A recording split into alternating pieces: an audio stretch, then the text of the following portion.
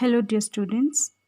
We are continuing with Unit 4 Phrases and Clauses or Practice Book, and today we will do Worksheet 13.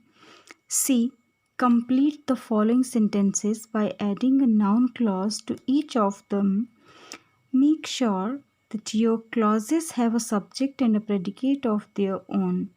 One has been done for you as an example, even though I have written all the clauses here. Now I'll explain how they are written. See, the mystery is how he entered the house. So the mystery is this part how he entered the house. This is noun clause as it is used as the object and it is having its own subject and predicate. A group of words in a sentence which is having its own subject and predicate and is either the subject or the object is called noun clause. My teacher wants that I should do work daily. That I should do work daily. I is the subject and rest of the part is predicate.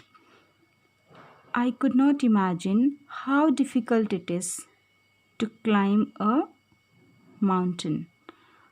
So, how difficult it? This is subject and rest of the part is predicate. I want to know who is misbehaving. I want to know who is misbehaving, who is the subject and rest of the part is predicate, and this is also a noun clause. Gandhiji believed that service to man is service to God.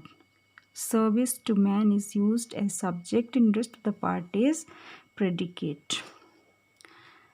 No one can deny the truth is permanent.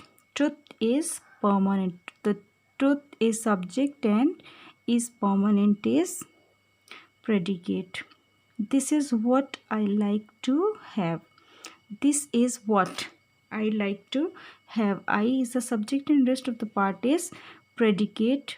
Noun clauses are used with the help of conjunctions like that. Okay, word how, who, that, and what also. So that's all for today.